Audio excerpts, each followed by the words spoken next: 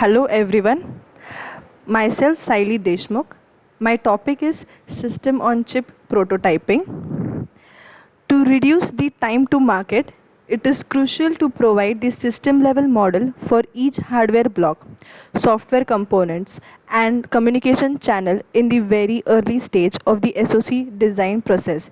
It can be best addressed by performing the so called soft prototyping. There are clear trends in SoC design, such as increasing chip size, increasing complexity of functionality, embedding processing cores, supporting multimedia features, decreasing time to market, and decreasing power consumptions. Due to increasing size and complexity, pure software based simulations easily fails to deliver sufficient performance. Thus, speed up techniques such as raising abstract level or adopting hardware accelerations are necessary. To the embedding processing cores, hardware and software co-verification is inevitable. Due to supporting multimedia features, more realistic test bench is required, which sometimes includes real hardware. Due to decreasing time to market, validation of functions and features or verification of chosen architecture must be done at early design stage. Due to decreasing power consumptions, low power design and optimum hardware software partitioning need to be considered. The following figure shows us flow and its verification environment. The first step is design validation, where ideas has to be validated in terms of technology validity, resource availability and market requirements. The second step is system level design, where all functionalities are considered without notion of hardware and software, and then possible architectures are exploited in order to choose optimum or reasonable one. After fixing architecture, hardware and software developments are carried out in parallel. Other steps are fairly similar to the conventional design flow. There are two types of prototyping, such as soft prototyping and hard prototyping. We will see about soft prototyping. The first step in designing SoC is to build soft model of the target system in the early design stage. As can be noticed from the notation, it is mainly built as a form of a software based simulation. This method is fast and efficient to build and easy to manipulate, which makes it best for early stage prototyping where lots of design turnaround is mandatory. Next is SoC design flow. The design steps of SoC is composed of several steps with different abstraction levels. The design starts with a highly abstraction description of the target system and is refined until the hardware part is ready for synthesis and the software part is ready for compilation. We will see the diagram of different abstraction levels and the description languages. There are different abstraction levels such as specifications, which uses natural language mathematical equations, architectural TLM systems, which uses system C, the gate level abstraction, which uses HDL language. Next, transaction level modeling is a style for modeling digital systems focusing on external functional behavior of each block and inter-block communications without excessive implementation details. The function stands for behavior or operation of each building block described in high abstraction level with variables, architectural operations, and subroutine calls.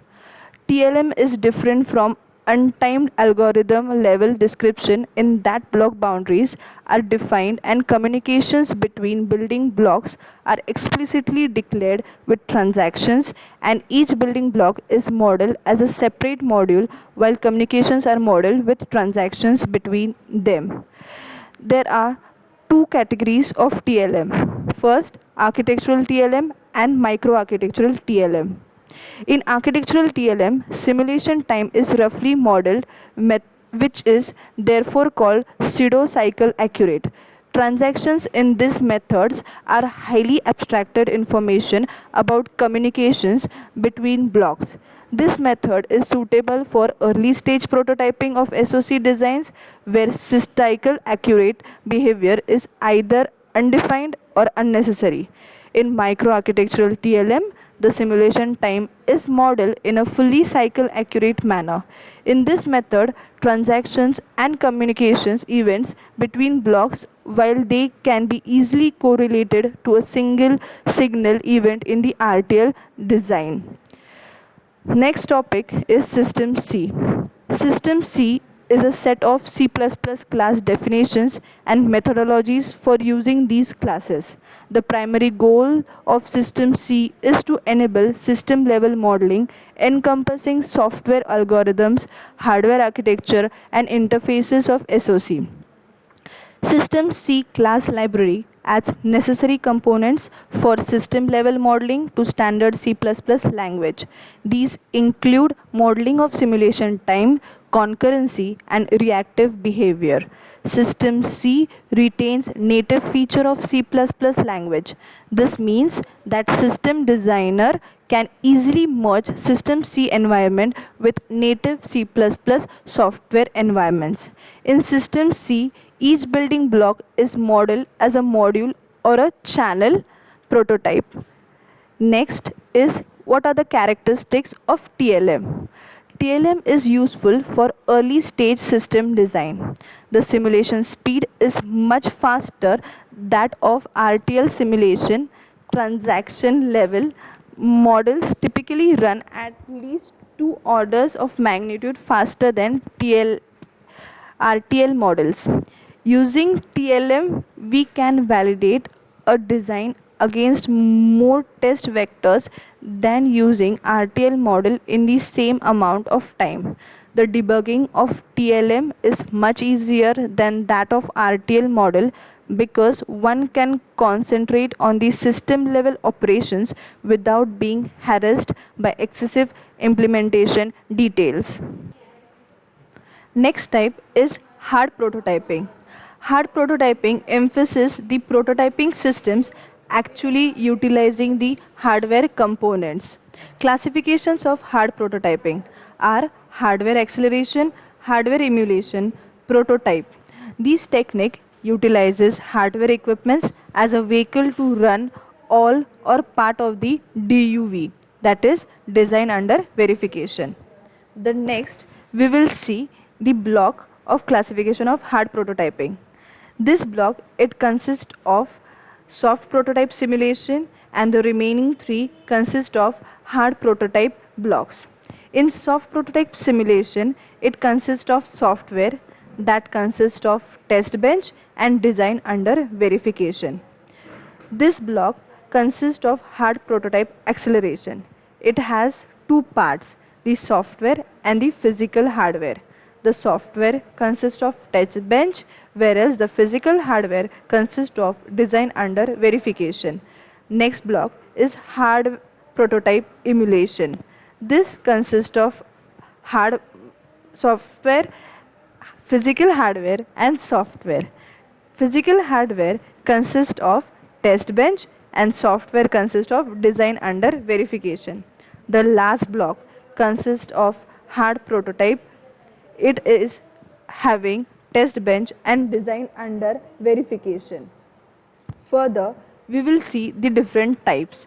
First is hardware acceleration. It is focusing on increasing the speed of simulation while keeping the environment as similar as possible to the simulation environment.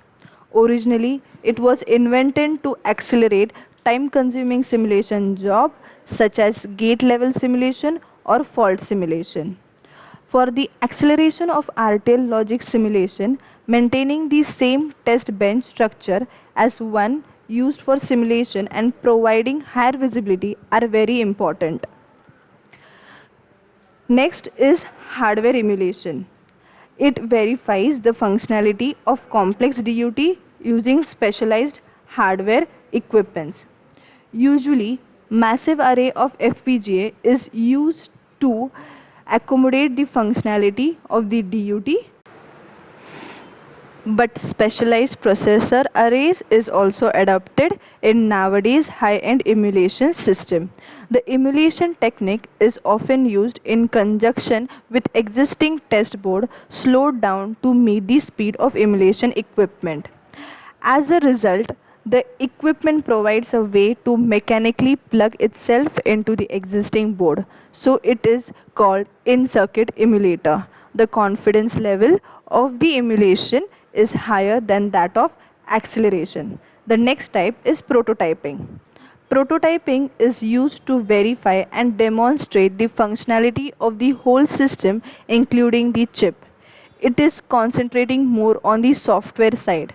After the chip design is nearly completed and before the chip is taped out, the prototyping enables the software engineers to start software development and or verification. At this stage, therefore, not only the behavior of the chip but also the operation of the whole board should be quite near the final product. Prototyping is more than simple chip design. That is, prototyping realizes a concept or a design rapidly prior to the final production or mass production to see the functionality, visualize the shapes, estimate the cost, or analyze the potential defects. Further, we will see the requirements of hard prototyping. First, the gate capacity. The gate capacity of the equipment must be sufficient to contain the whole design. Usually, hard prototyping equipments using large number of FPGA require bigger gate capacity than actual design size because of the overhead incurred by the inner FPGA partitioning. Next, speed. The operating clock frequency of the hard prototyping equipment must be high enough to run the application code with a sufficient time margin. Often, typically for emulation, the target system needs to be slowed down to meet the performance of the emulation equipments. Next, configuration time. In most hard prototyping equipments, it is needed to configure all the programmable devices to work as a part of user design before starting execution. The next requirement is the compile time. A fair amount of time is spent to prepare the configuration data for the programmable devices. Typically, this includes partitioning time, synthesis time, mapping time, and placement and routing time. The last requirement of hard prototyping is visibility. For debugging of the user logic, it is essential to provide a way to record and show the events internal to the programmable devices. Thank you.